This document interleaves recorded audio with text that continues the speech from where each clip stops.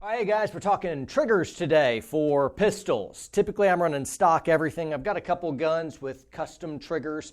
And really what I want to cover with you guys today is, should you upgrade your trigger to something custom? There's a lot of really good triggers out there. There's also some that are bad. And the subject matter of this video isn't to cover what's the best trigger out there. It's really dealing with whether you should. And these are some things that you should keep in mind when evaluating whether you should change your trigger or not. A lot of us want that good competitive edge to shoot faster and more accurate, and that's a good thing, but a lot of times people are putting that band-aid of buy a better piece of gear when really the answer is train better. A lot of the problem is you suck at shooting and you think covering up your suck at shooting with something like newer sights and a custom stipple job and undercutting your trigger guard, and you think if you throw all these things at it, it's going to hide the fact that you suck at shooting. So first and foremost, don't substitute little gear upgrades and modifications to cover the fact that you need training. So get training, and now let's talk about trigger jobs, right? And before we even get into it, let me give a little bit of a fun example. I'll go out to eat with folks occasionally, and I'll watch them when they get the check, try to calculate up, okay, bill's $24.80, what's the tip on there? $24.80. And then they'll just kind of get lost in thought, and then they'll pull out their phone to use their calculator. I'm like, well, no, you don't need that. $24.80, just round it up to $25. What's 10% of $25? You just move the decimal. What you didn't realize you'd get math in here. $25, 10%, move the decimal place. That's $2.50. 250 times 2 equals $5 tip right there. How about that? Hey, free math lesson. I'm like, why in the world are you going on that? The point of the matter is when you always rely on a calculator, you never really get very good at math. You get it? If you always rely on a GPS, you never really get good at land navigation. And if you always rely on some custom tricked out trigger to help cover up your bad trigger control, you never really get good at shooting either. So I say all that to say this: get good trigger control, and once you master trigger control, then and only then should you consider upgrading to a better trigger. Got it? Otherwise, your trigger control is always stunted. You hear me? Unless you learn with just kind of the normal trigger, a lot of times we'll immediately jump to that thing and it won't allow you to get real good trigger control. It's covering up your sucking. Because of that, you never really get better at it.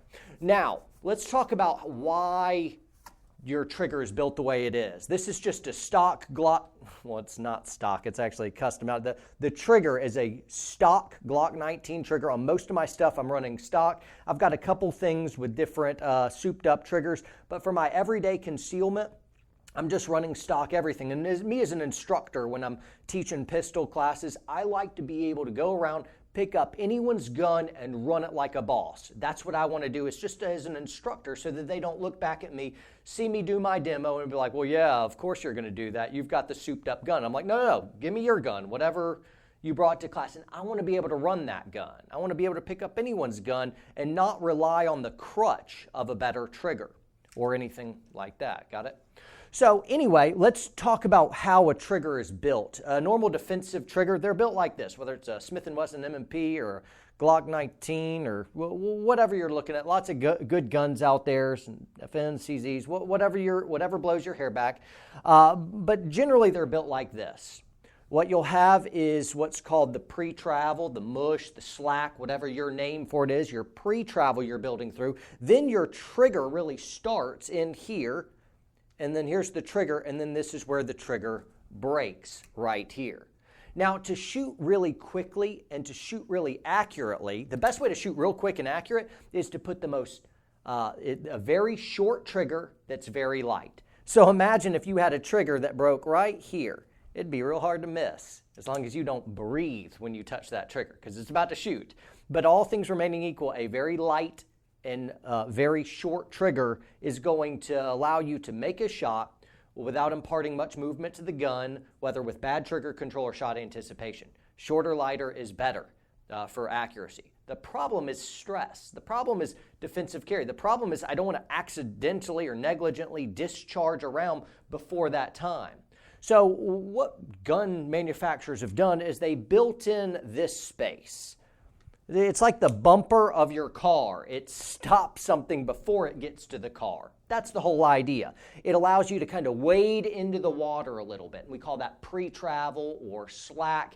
It lets you kind of feel where your trigger starts, which is right here. On the x-axis, it's represented by distance in inches. And so about 1/4 of an inch in, I feel my trigger start. Here it is on this Glock. We are cleared out, and I'll pull in. I'll let you see from here. Pull in. And you can even hear it. That sound is me hitting the wall. When I draw and present,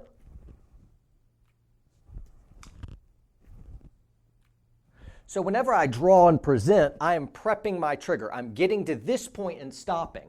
And now because I've prepped my trigger and gotten through this slack, this buffer space, now I'm ready to pull the trigger with something of 2.5, less 5.5, and these are relative. So your stock trigger is going to come somewhere around 5.5 pounds before it breaks. And you reach the wall or the end of your pre-travel somewhere around 2.5, 3 pounds. So I'm getting in here, so really I've got about 1/10 of an inch and a couple pounds to increase, allowing me to break the shot without much movement of the trigger and without much extra pressure. That's how the trigger is being built. Now some of these other triggers, what they're doing is they're kind of flattening them out right here. So it doesn't have this sharper build. Some of them will even push this way, so it's a shorter trigger. And what this does in smoothing it out, it makes it easier to shoot faster and more accurately because it doesn't have this big plug-in right here. You got it? And that can be a really good thing, or it could be a really bad thing. For defensive carry, for instance, when the fear hits you, when the stress amps up through the ceiling, what can very, very easily happen is you can go to touch your trigger, and because you're all tensed up or fearful, you can touch that trigger and pull straight through and actually break the shot before you even realized your finger was on the trigger. Furthermore, having a really light trigger when pointing down at different things, depending on your carry style, that can just be a little bit disconcerting.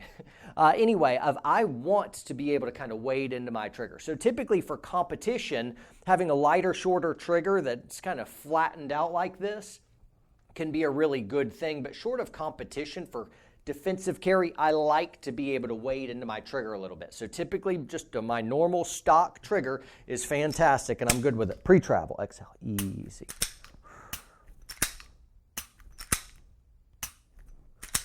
I don't think I had any real purpose in pulling through, but I was prepping my trigger, exhale and easing through. Pre-travel, stop, easy, shot breaks. And I think I just wanted to do some dry fire. I don't know if that was like pop, pop. I was like, why does he keep doing it? Because I'm getting some reps, all right? Back off. You're getting your time. I get my time too. Anyway, this should help inform you of whether you should upgrade and get a nicer trigger. And maybe in the future, I'll do a video on other triggers out there, or you can YouTube that and find something out there that blows your hair back. But anyway, hope this was helpful, guys. Train hard, train smart, and don't try to cover up a lack of training with a tool you don't understand. See you guys.